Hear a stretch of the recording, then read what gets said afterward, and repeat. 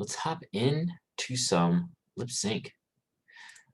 So we've done basically the hard part of lip sync so far, which is getting our character. Do you guys want me to? No, I have to share sound, unfortunately, for the syllables. That's tragic. So we've done the majority of the work, which is getting I'll tell you the something. I haven't even begun to peek. the body animation of the character in there. That's the hard part about this. It's because there's so much more to pose. The face animation just requires more time, just a little bit of refinement. If you have some really complex speech like that one talking about multiple timelines and whatever fusing together and consciousness and all that, that's going to be a little bit more kind of lip flappy, trying to match that up. But you basically have to reduce that down to your key poses of those lips and everything.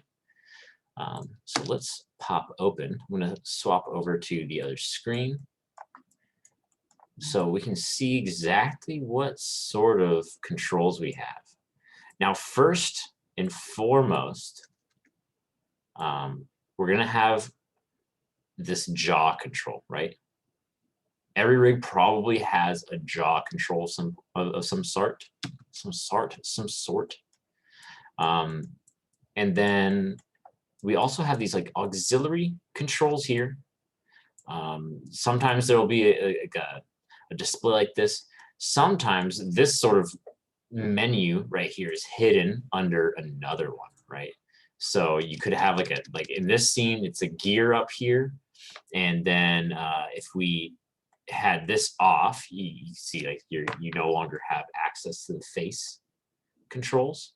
They also often have extra face controls underneath this. So like right now we can only sync with this, right? So we only have this in here. But then also if you turn on if you go back to that little display thing, you can see that you have like nose control viz, mouth control viz. If I turn that on, you can see that I can control each individual point of this mouth, So yeah, lots of options there. Sometimes it will be hidden in your channel box as well. So if you don't see any sort of channel up here at all, oh sorry, my bad, my display layer box. So if you're looking like at these controls, looking for some sort of master sort of viz on viz off thing, it might not be here. There could be a separate layer of all those controls in your display layers down here. That's possible as well. So basically animating the face is not really different from how we animate the body. When we're animating the body, we're thinking about what the character is thinking about. You have to get in their mindset. That's why I always preach that you should watch a reference of yourself doing this, to sort of get an idea of like what works and like what your body naturally wants to do when you're going through their thoughts, when you're in that mind of the character. Also, something that's really useful for face animation is a mirror. And this is just a little makeup mirror, and I use this for all sorts of things too, like sculpting, because like if you're sculpting a face and you're like, what does a human face look like from like the bottom angle? Like not many people know, so it's really helpful to keep around. You can look at all different angles of everything. So yeah, really recommend the mirror. It helps you with mouth shapes as well, and seeing like how your jaw sort of moves during them. Also, if you know that your lips are very cracked because you're dehydrated, so you got to drink more water. Always good. Extra use for the mirror for you guys.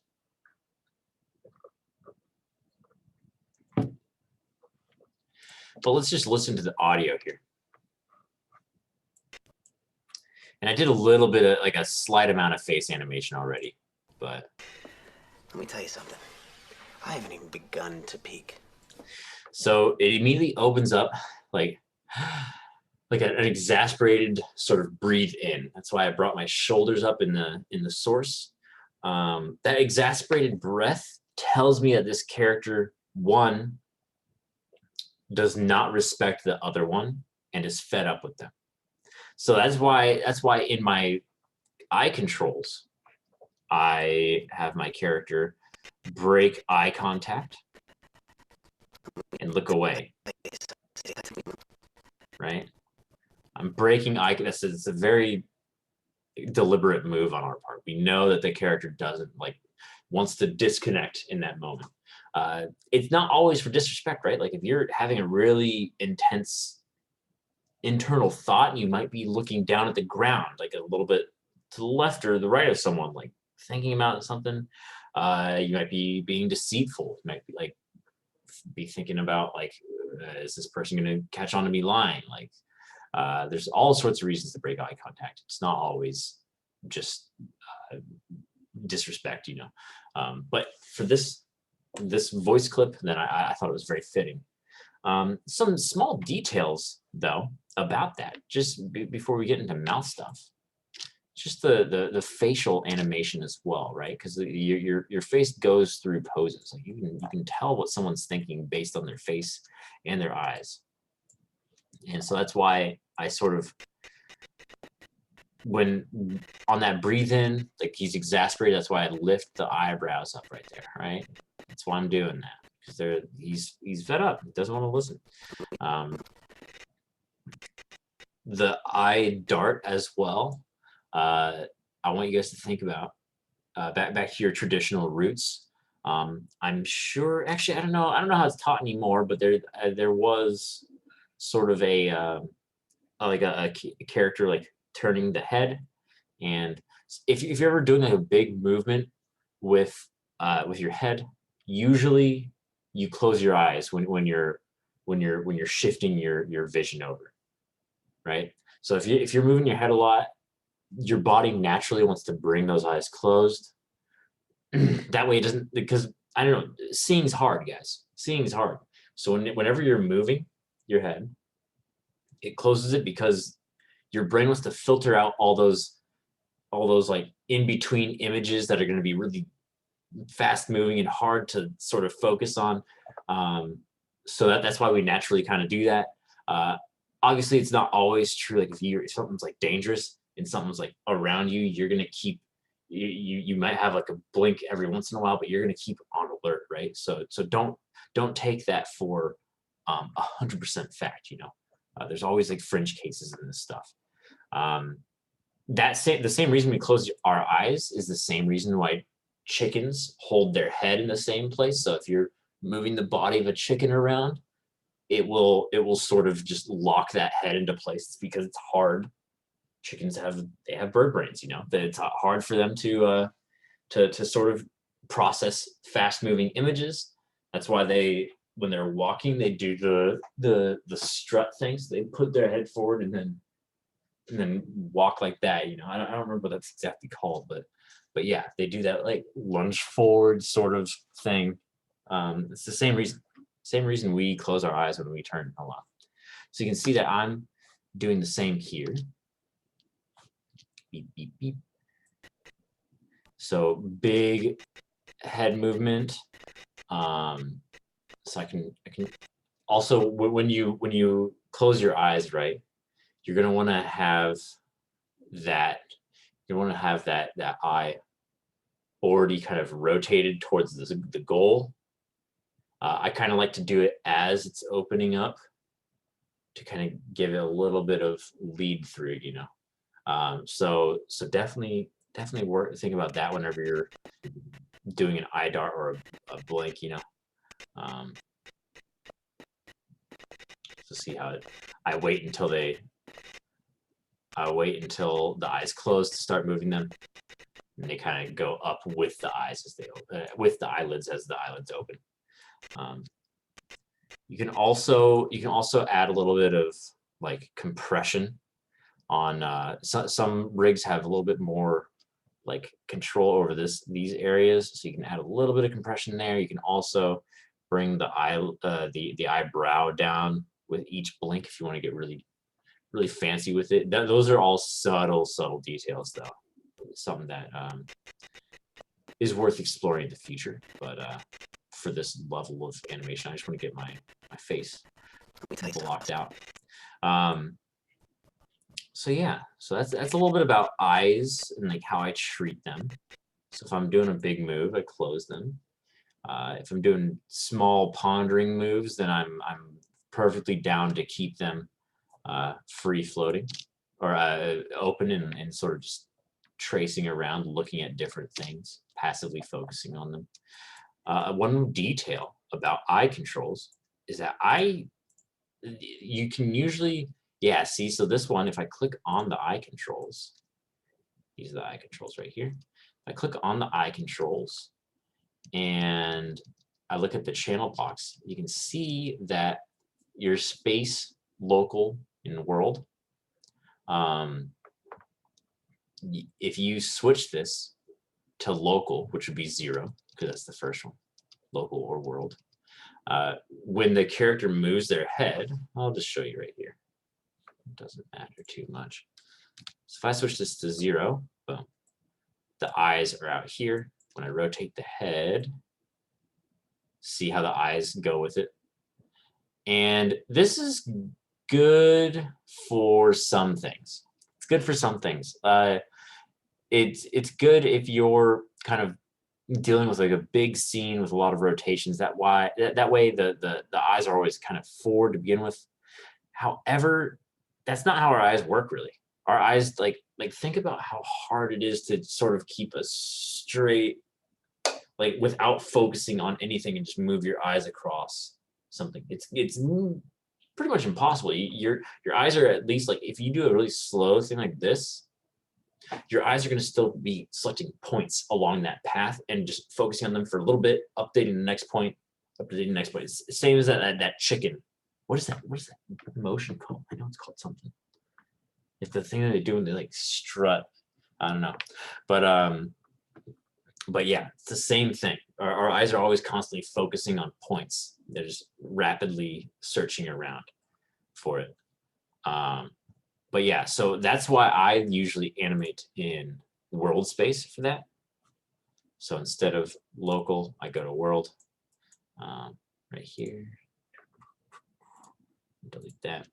Actually, I'm just going to Control Z because I moved the head around as well. There we go. All right, so now when I move the head, Zelda don't care about where that controller is. I mean, Zelda don't care about the rotation of that head. She's always going to be looking at exactly where that controller sits. So I personally like animating like this.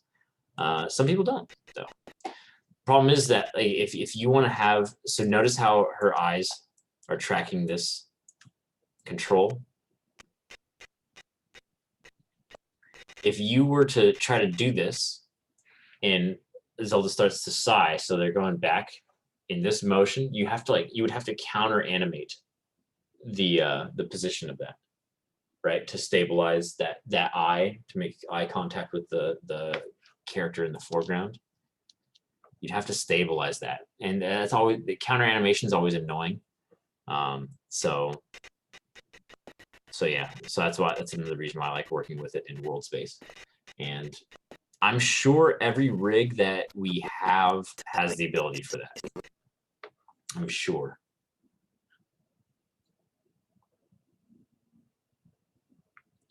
There we go. All right, so that was all the details about eyes, really. So let's get into mouths. Now, different rigs are going to behave differently with mouths, right? We have only a couple controls on here. This one, as you can see, when you're using it, it automatically opens up that jaw control, right? So some rigs you might have to, by hand, open up the jaw like this, and then by hand go in here and start to move these around. Some rigs will be like that. This one has a really handy little mouth sync right here and an emote, so you can give it a certain, like a smile. This one's like it's almost like a creepy smile at this point. We can leave that there. Or sad, either one. We also have sneer. But yeah, so these are really handy. I like these. As we go forward, since these are kind of locked in to specific, these, we're not making these shapes by ourselves. The rig already had these shapes for us, so we might need to go in and clean up some shapes on our own if they're not meeting our standards. But I think we'll be fine for the most part. But yeah. All right, so I'm just going to go ahead and start. So listen to my audio.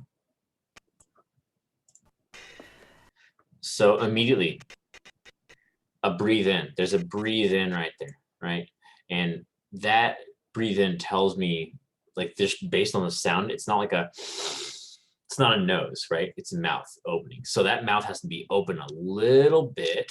And let's see if we can use our sync control for this. Normally, we could use our jaw and just open it up, but I think the sync can do the same.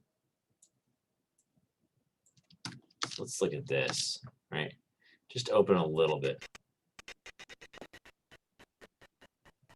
And then it kind of slowly goes off. So I'm down to have this open a little bit more.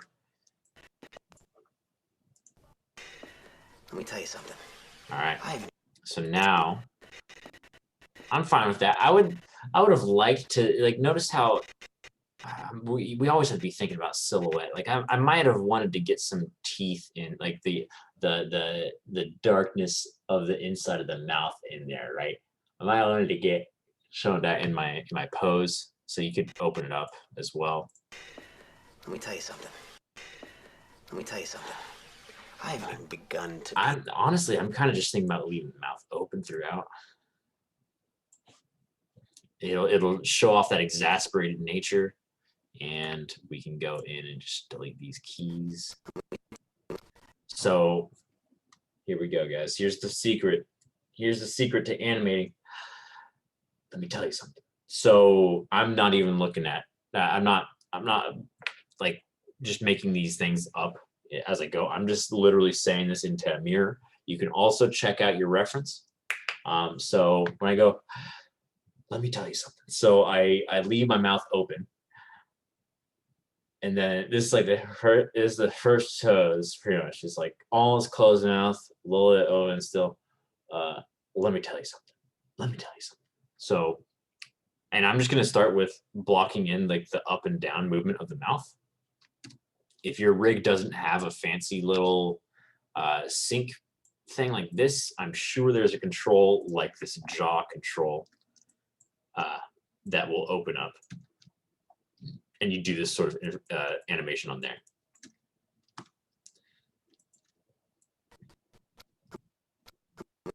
So I'm going to line up that pose, like that kind of open mouth pose with that first frame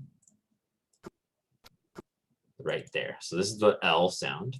And it's really great that you can, in Maya, scrub back and forth.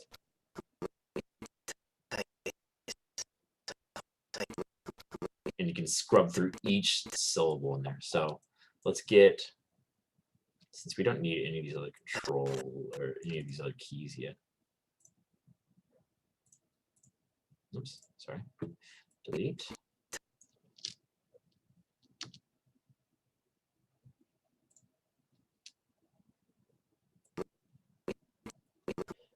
Let me tell you something. Let me tell you something. Let me tell you something. Let me tell you something. So if we're to break down each sort of syllable, it's let me tell you something. So the jaw only kind of goes out 3 times. So let me tell you something. So on each vowel there. So like the let me, tell you something. On the you don't like open up again. It's just tell you something. So tell you, that flows in nicely. So let's get that basic jaw. So let me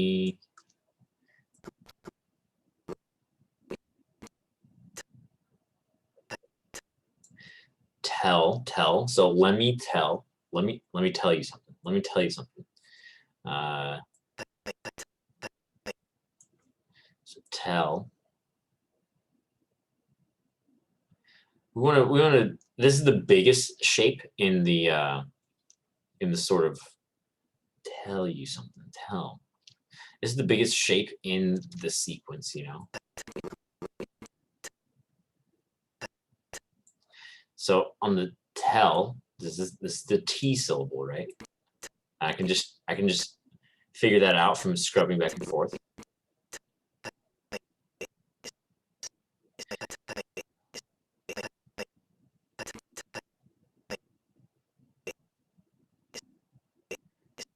And then you. So that you goes back down. So let me tell you something. So then something.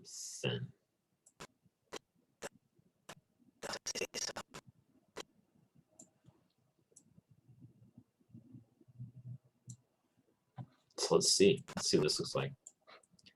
Let me tell you something. Let me tell you something. Let me tell you something.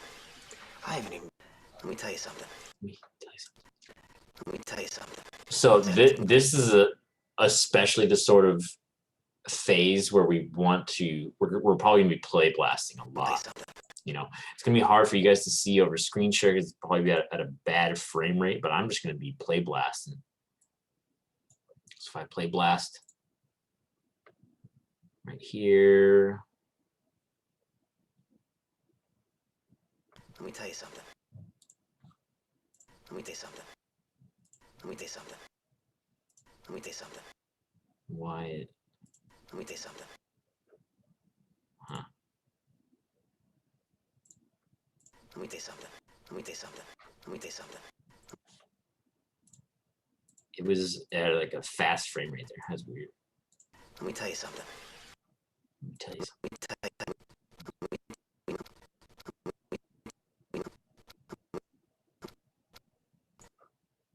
Let me tell you something. I haven't even been. Let me tell you something.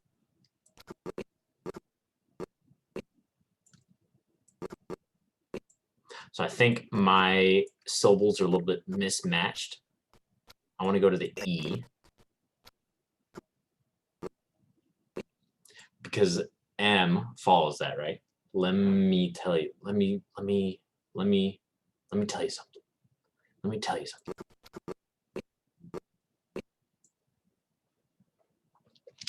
So we gotta go here and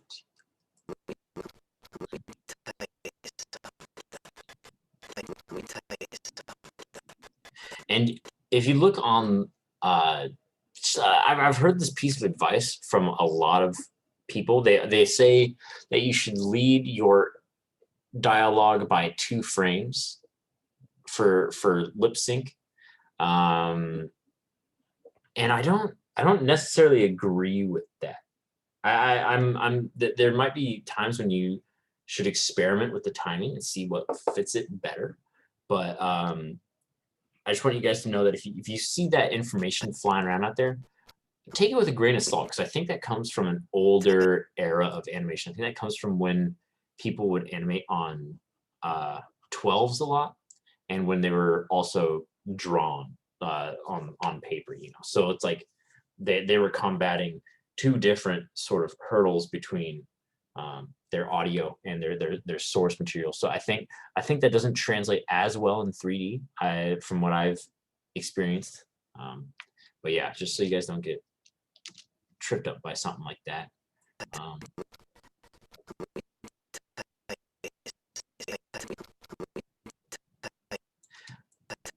but there is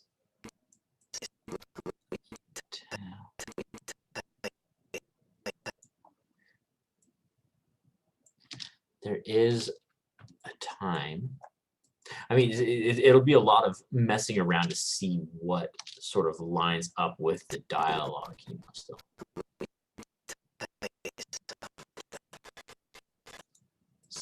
Something. Let me tell you something. Something. So I kind of want at the end. Oops. Don't want to keep the mesh.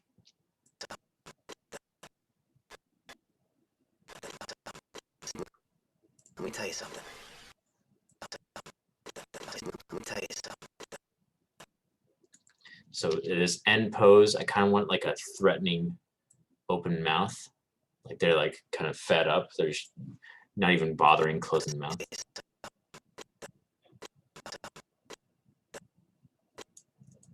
So let's do that.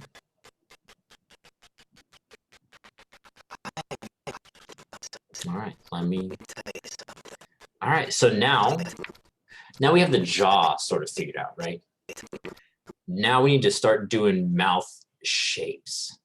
So on the keys where, or on the, what is it, phonemes where the mouth closes, like M, P, B, all those, you're gonna need to get contact on those lips, right? And a lot of the time, you're not closing your jaw all the way when you do that. Like if you're thinking about like when your teeth are completely closed, it's much different from when you're talking. Like you kind of leave your mouth a little bit slack because that way you're not opening and closing that jaw with every single syllable, you know. So yeah, for those, we're gonna use these controls right here on the face. Or if you like, sometimes your rig has like a really cool control for something, you know, that like a lips stick together type control. Those, I love those. Those are great because they let you just close the mouth from any pose. You know, like you could have a pretty open mouth and still the rig will try to close the lips. This one appears to not have that. So for M's, we're probably going to need to either dial back this sync control. Oops. So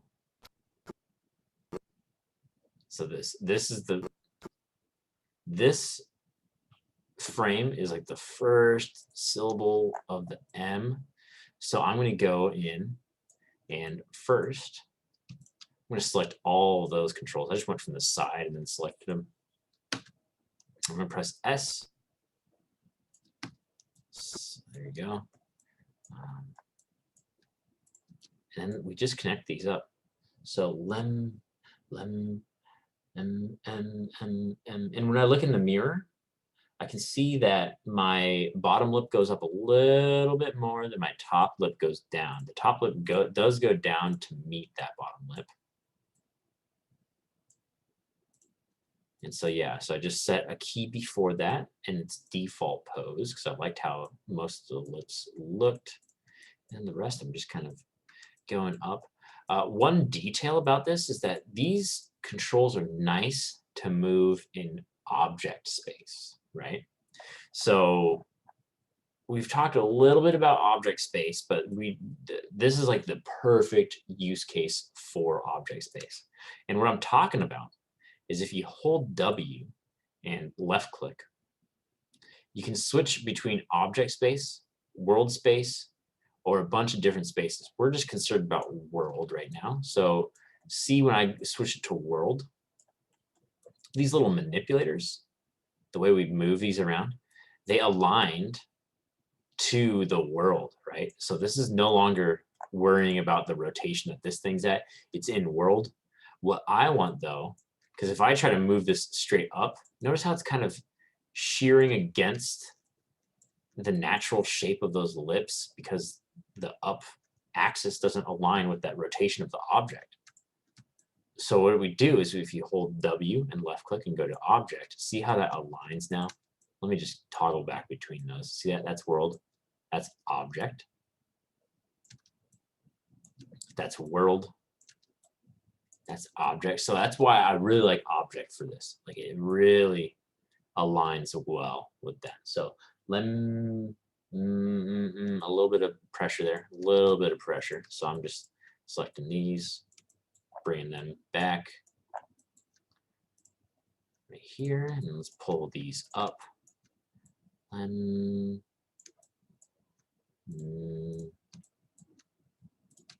So here we go.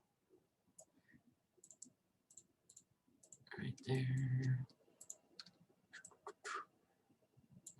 So now we have a closed mouth pose right there.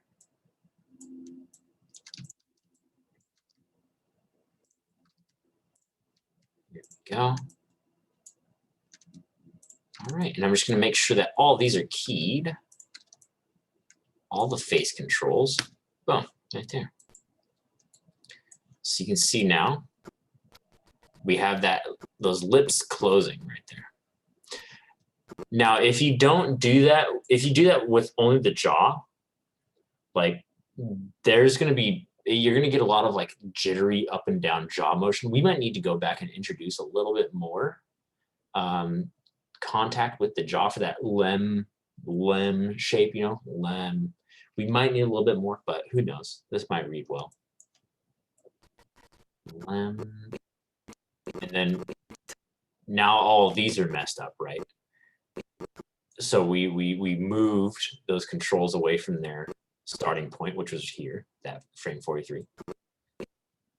Now the rest of these shapes don't read as well. So you need to return these to 0. You need to 0 those out again. So on frame 47, that's what I'm just going to left click drag through all these and press 0. Boom. See that? So I just altered that shape, and I'm going to press S again. I could have also just gone down each box and typed in 0, 0, 0, 0, 0, 0. I could have done that as well, but like, once you start doing this for a while, you're like, yeah, how can I speed things up? So I always like to just left click drag through those boxes and then press 0, and that will just put 0 in all those, or whatever number you type into that last one. So it's very, very useful for this sorts of stuff. Let me tell you. So tell if you're thinking about how your mouth is working, tell is formed from the tongue. The L is formed from the tongue being on the top front of that mouth. Let me tell you something. And then the T is remarkably close to the L. Let me tell you something. It's just that you sort of kick that tongue off to sort of give it like a t, t, t, t, rather than a la. It's interesting. It's interesting. See, when you're animating, you don't, or when you're just living life, you're not thinking about stuff. But when you animate, you're like, oh my God, I didn't realize I was doing this the whole time. So we have a tongue control in here. It's called tongue curl. Now I'm gonna be honest, a lot of tongues aren't the most robust, so you might not be able to get that. You might be able to fake it for cam though, but I'm more concerned with getting a lot of the other vowel shapes in first, you know. So let's keep going. So we have let me.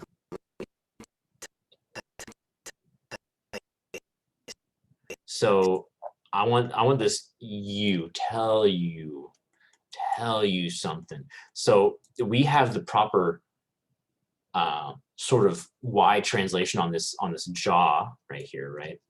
But we need these outer corners to pinch in. Luckily, this rig does have a little thing for that. So we can just pull that to the left in there. If not, we could just one by one squeeze these together. No big at all. That would be fine.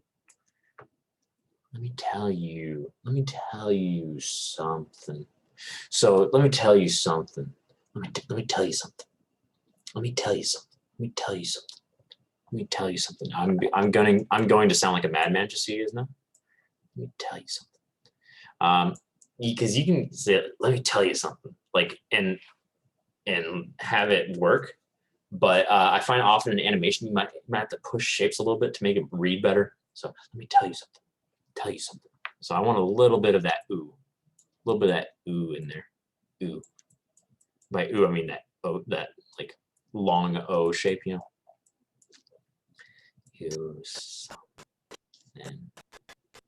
and then I want to immediately return that to the middle there.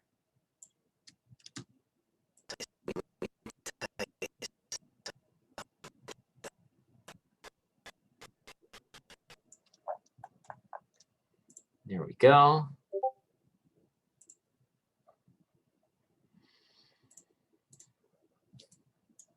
Don't worry, just getting a Discord message from a friend.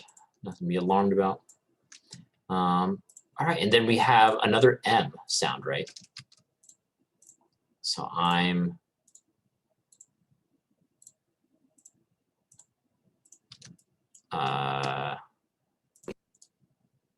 copy.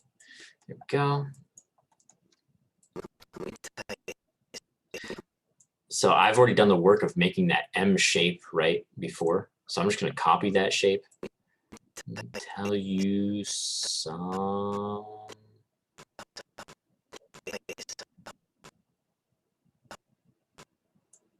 It looks like it's right here. And if we didn't nail that, because like now our jaw's a little bit more open, we could either compensate with the jaw or our lip controls here.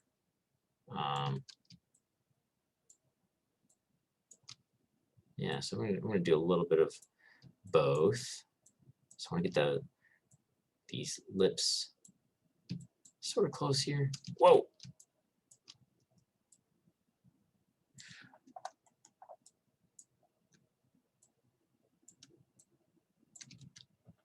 And then we can also close that jaw on this frame.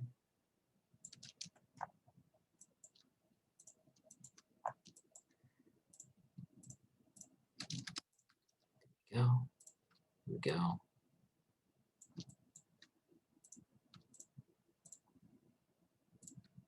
There we go. Right. So it's all closed up now. And remember, we just came from, like, we have a lot of space in these keys. And so now my lips are going to that M shape, but that jaw is doing its own thing, making its own phonemes. And what we need to do is zero those out again.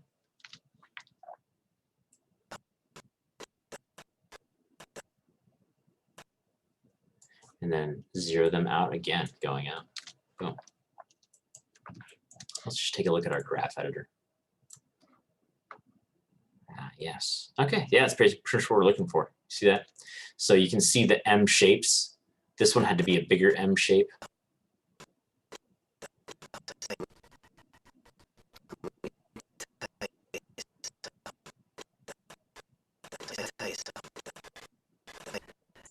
And we can see how this looks. It might look messed up as hell. That's fine. That's fine, y'all. Let's go to this view. I'm going to deselect so I don't have that.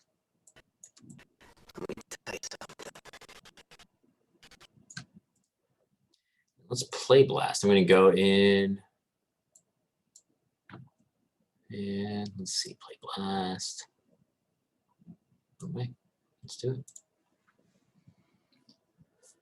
So I'm play blasting every time because it's not like when I press play in Maya, the scene goes a little bit slow, right? Let me tell you something. It goes a little bit slow. Let me tell you something. Let me tell you something. Let me tell you something. Let me tell you something. Let me tell you something. Let me tell you something. Let me tell you something. Let me tell you something. Let me tell you something. Let me tell you something. Let me tell you something. So the something tell you something reads pretty clear. I might be able to do, because like I said, tell. when you do tell, when I look in my mirror, I can see that I kind of pull back on the corners of my mouth here. So tell you something, tell you something. So I might have to pull that a little bit out. Also the let me tell you something, like doesn't read right now. Let me tell you something. So you just got to go in and pump it up a little bit, right? Just got to pump it up. So I think the problem here is that like it's going like, me tell you something. So I think I need to establish that, let me tell you something. So let's do that. Let's do that.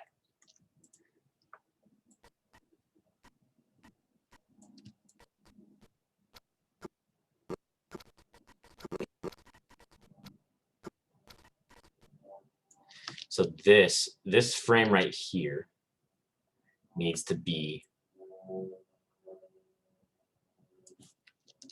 crystal clear.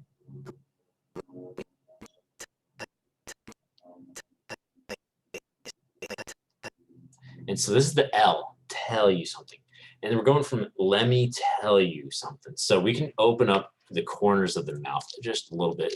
Thankfully, I believe this has that functionality right here. Yeah. So we can go, you can do some weird ass shit with this, but we're just gonna do a nice tasteful amount. Tasteful, guys. Let's not go too crazy with it, you know. Just a tasteful amount. So let me tell you something. There we go. I'm going one frame before. This is also a good use case for object because it will kind of stay locked better. Let me tell you something. So this one, I'm going to pull it out as well.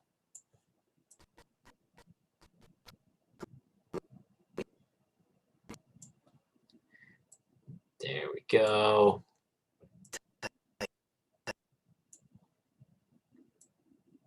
And then you can always just zero this out in the middle.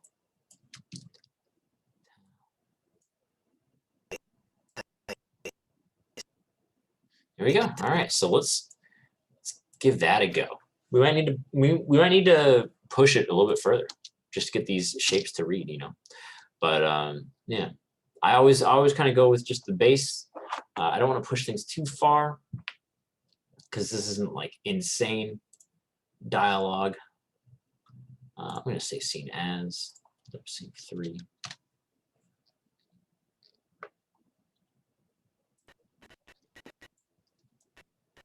Let me tell you something.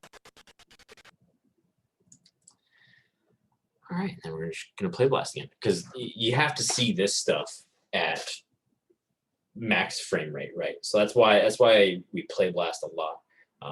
If your rig is, let me tell you something. If your rig is even more high fidelity, it's going to go slower. So you're going to have to play blast out a lot. Usually when you're animating on like feature films, you can't even do much body animation without like play blasting a lot. So yeah, eventually you'll get good at animating in slow motion because that's how you will see the scene before your eyes when you're scrubbing back and forth. But yeah, that just comes with the turf. So let's see this repeat. Let me tell you something. Let me tell you something. Let me tell you something. Yeah. Let me tell you something. There you go. Let me tell you something.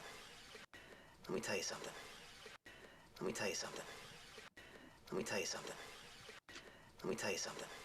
Yeah. Let me tell you something. There you go. So that's it. Matches up there. Matches up. That is so honestly pretty simple, you know. Just observation. I can't recommend a mirror enough, you know. If you don't have one, ask a friend if they have like I think this is a makeup mirror. I think it is, or something. I'm not sure. But I'm sure there's some sort of mirror available. Because yeah, it's super valuable, you know. You can really get You can really pin down the shapes that you need to hit. You can also, like I always, as you saw before, I established first the jaw. I'm always looking at that jaw when I'm doing my, like, let me tell you something. And I want to find out when it pulls down the most, and then I mirror that in my, or I do the same thing in my animation. Then I just start fixing the individual shapes of all the phonemes. And I mean, if you want to, this one is pretty sick because it has the emote separate. So I could make this a little bit angry or sad or happy. But that's like a little bit of an additive thing. If you had to do that before, you'd have to do, if your rig didn't have this, you'd have to, while you're doing those phonemes and getting each of those mouth shapes, you'd have to go in and sort of do that on these sorts of controls right there. So yeah, but yeah, so that's pretty much it for that. Does anyone have any questions? Anyone want to see me do more, or do you think you got it? Y'all think y'all got it?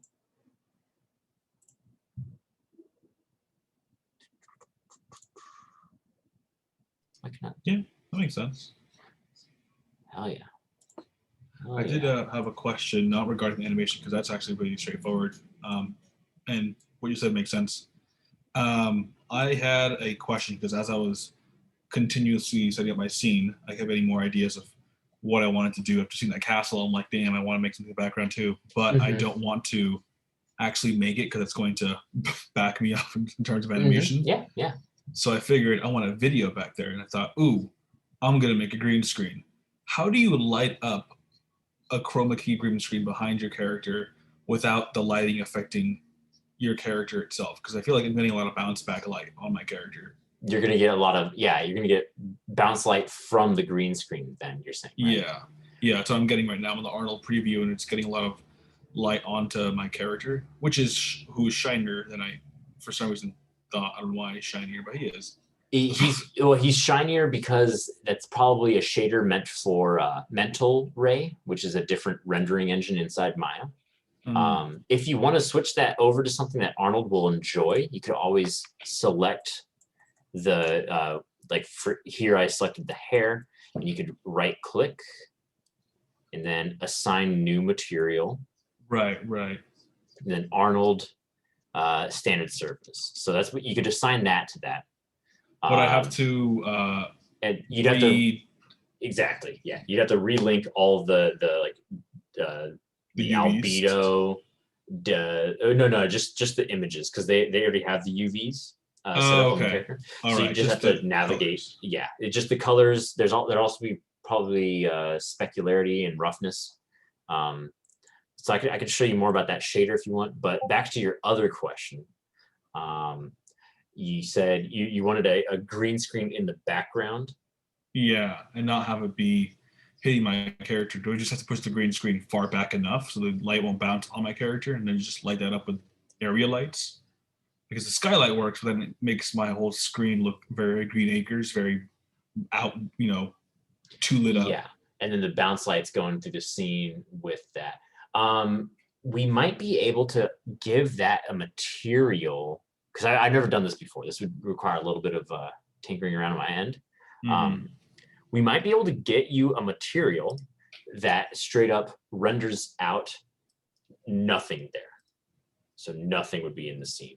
And instead of you chroma keying it out, you would just in After Effects or Premiere, just put that that image, that PNG with an alpha, since it rendered out with an alpha because it's rendering nothing there. Since that's happening, you can just slide that right on top of the other video, and then it'll work like that. It'd be as if Maya was doing the job of chroma keying it out for you. And if we do that, then we might not have to have a green material on there that's going to give you a lot of wacky bounce light. Does that sound interesting to you? Is it worth me? Yeah, I'd be interested in doing that, because. And would that be something I have to go ahead and export each individual image that I've rendered out, or? Yeah, eventually, for the final, at least. Yeah. Got it. Yeah, so that would add on render time for sure. That would, yeah. Fuck. Render and compositing time, you know. Mm-hmm. But yeah.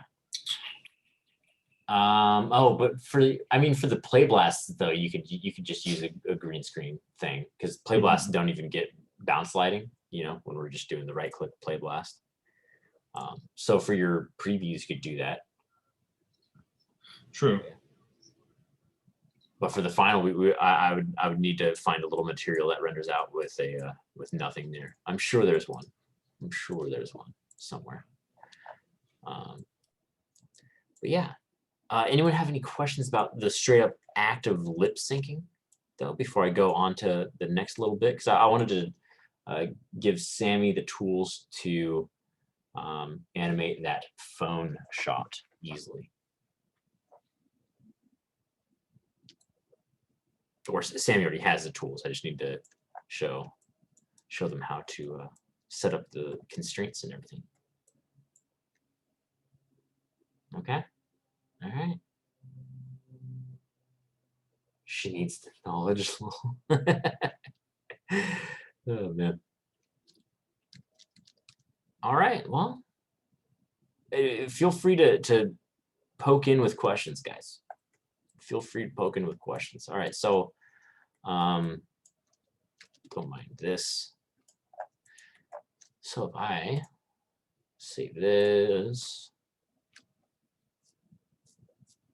I'm going to set up a little bit of a scene here. So I'm just going to make a placeholder phone right here.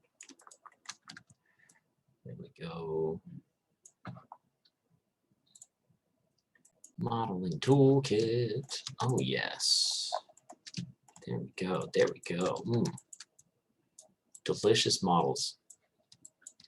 Here we go. Get a little bit of a curve to yours. And let's scale these out.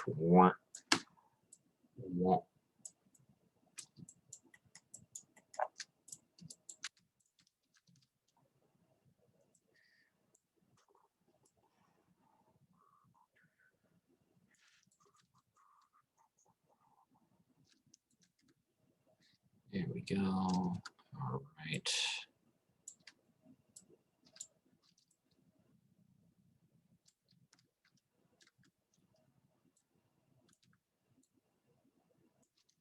Boom. All right. Perfect phone. Never before seen. Perfect phone. Flawless, in fact, some would say. But yeah, gets the job done. I might just do this and that, and then smooth it out. There we go. All right. So now I have this little phone in my scene, right? Sammy, did your phone have a rig on it at all? Like, is that like a weird prop that you brought in, or is it just a straight up model like this is? I just changed it to like a fancier one, but it also doesn't have a rig on it. Yeah, that's fine. Yeah. It's got a cord on it, and I don't think that's going to move. Yeah, okay. Ooh, the cord. Hey, if you don't need the cord, then that's fine. Otherwise, you could maybe, that'd be a pain to, I don't think you could animate that by hand. You need to do some sort of rig in that. Yeah. But the phone, we can absolutely animate. So here, if I get my hand into position, we're just going to cover two different options that you have for this. One is pretty effective, and then one's more robust. They both have limitations, though. So I'm just getting this hand into a holding pose. Here.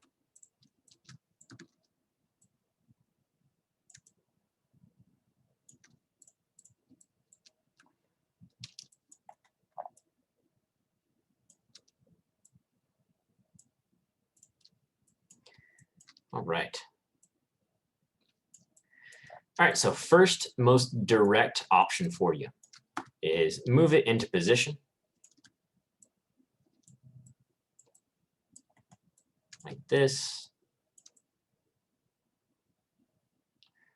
Right, and let's get this nestled up in there.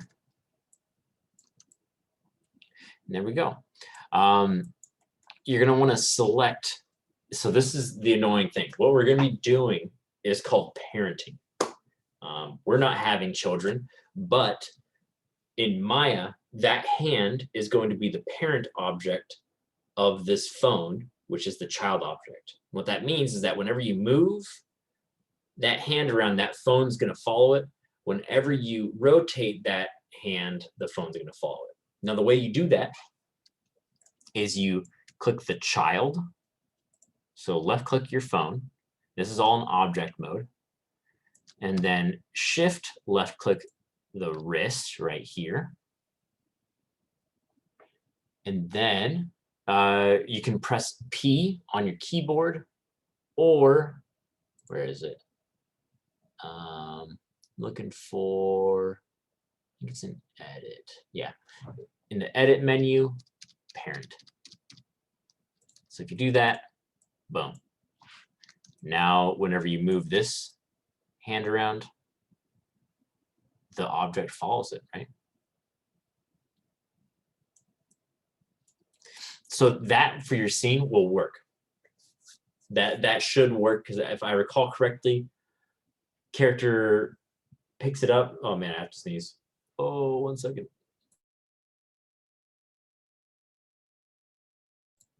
Whew. So character picks it up and then keeps it in that hand the whole time. So I think that will work for you. Here's a more robust method, though. A more robust method. So if it, see, the biggest problem with this is that if you set this phone down, like, you can't, right? It's just, it's already a child of that. You can't like tell it to just stop. You could, what you could do is like key every frame for that phone to be wherever you stop, like wherever you put it down. But that's annoying. It's annoying as hell. So what we could do for that sort of situation is I'm going to do the opposite of parenting, which is unparenting. So if you go to edit, you could press this unparent button, or you could press Shift P, boom, and then that is no longer controlled by the hand. So another method requires a little bit more setup, and it also involves parenting. So if we go to create, and then we're basically going to make a simple rig, right? Simple rig for this phone. I'm not going to make a NURBS curve or anything. I'm just going to make a locator. So I'm going to have this locator, and I'm going to make this locator a parent of that phone. So if I click the phone, child, and then parent, then press P, now the phone moves to that locator, right? So now if I go to the channel box and I zero out all my rotation and position, I should have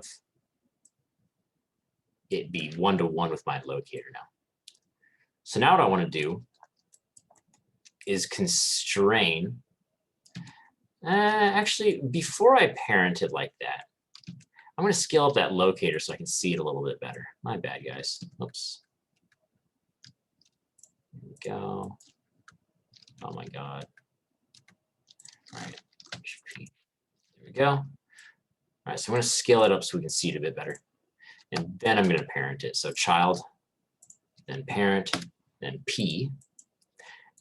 And then I'm going to zero out these again. Boom. Now what I'm going to do with this is set up a parent constraint.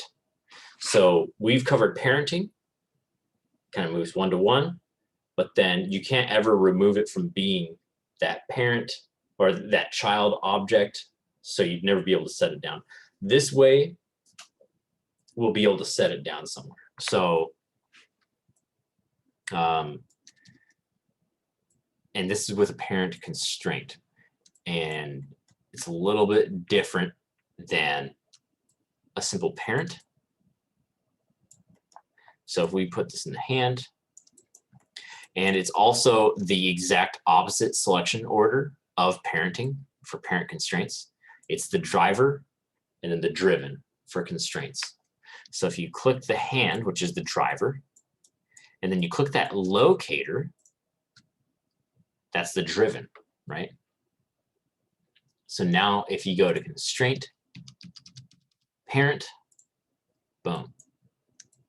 Now this should move with that. You see there? And a benefit of this, the reason that we put it under that locator, right? So if we go to the outliner, you can see that this phone is a child of this locator. And then we constrained that locator to the hand. And the reason we did that was so that we can still set keys on this phone, because that phone's going to be probably fidgeting around in the hand a little bit. Like you can adjust things with your hands all the time. So you need the ability to key that. If you parent constrain something, so if we look at this locator, we parent constrain that locator, now we can't key those at all. Look at these channels in the channel box. They're all being driven by that constraint. That's why they're highlighted it with this color. I think it's blue. I don't know. I'm very colorblind. This could be like a light purple or something. So yeah, so that's why we do that. And then if you're like, Mike, you told us that you could set it down, but this is, as far as I can see, this is moving 1-to-1 with that hand. You're correct. So in order to set it down, you click that locator, and then you go over to this channel right here. CN biped, IK hand, LW1. Basically, that's the weight of that constraint. WEIGHT, not WAIT. It's the weight that constraint has on this. So if we turn this to 0 instead of 1, boom. Now when we move this around, it's no longer moving that constraint around. And alternatively, if we have the hand in a different position, and then we go back to that locator, if we set this to 1, boom, it snaps right back into that hand. So that's how you can do a lot of prop modeling, or prop animation. For bigger things like swords, sometimes you'll want to constrain the IK of the hand to be the child of like a big sword, so you can get cleaner arcs on the sword, and not have to worry about that. It's a little bit counterintuitive though, that's why I don't teach it like that from the start. But you can get some really nice results that way. But yeah, so that's 2 methods. One of them should work. But yeah, let me know if any of that's confusing. I can always go back over it. It worked, and then it stopped working. So like I keyed it, and then it worked fine, and then I went back to the beginning, and now the phone is living where it started. Now the phone is living where it started. Interesting. So you're, so you parented it. Which method did you use? The first or the second? The second one, and then it worked, and now it is not working. So are you setting keys? So is this channel though? Is this channel set to 1 then? This parent constraint?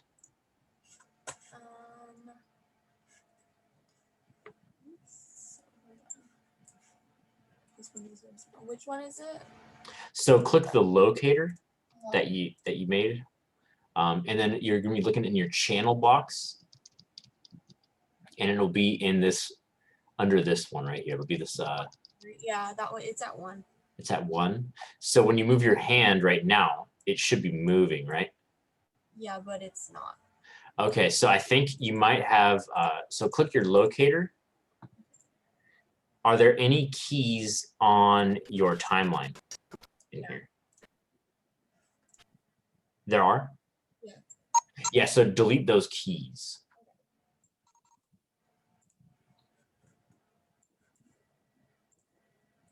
Oh, there it is. There we go. Yeah. So if you're gonna animate this, always key the phone itself. Okay. Don't key the locator because that one's the one that's parent constrained. And just think of this locator as something that you don't mess with unless you want to put the phone down, and then that's the case that you would set this channel to 0. It's basically a buffer between that constraint, that parent constraint, and the actual object that we're animating. That's what that locator is.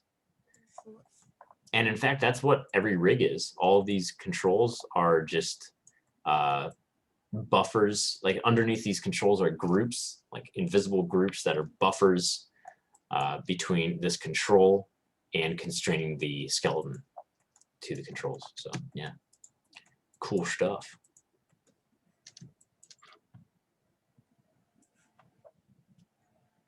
So if I wanted it to start like with the phone down and then pick it up, would I key the constrained thing then, or? Yep, absolutely. Yeah. So you can go into that channel and I'm going to enter 0 on this. And you would just right click that channel and then key selected. And you'll see that that channel is now keyed. And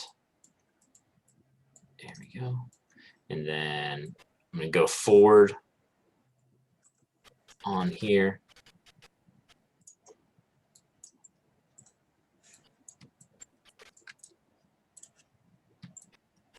This animation ain't going to be pretty, but it'll work. There we go.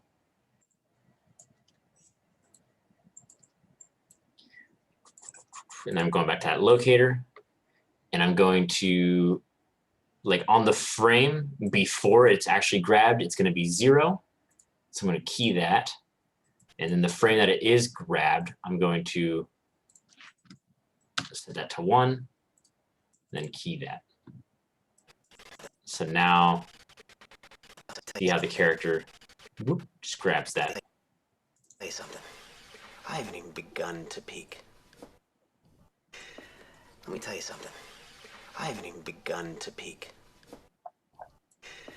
Let me tell you something. I haven't even begun to peek. There you go. The only thing to be careful about is whenever you set that constraint, that parent constraint, it kind of locks it into that shape on the hand, you know? So like make sure it's in a good spot that it's constrained, because that's its like default orientation for that constraint. But yeah, that's pretty much it.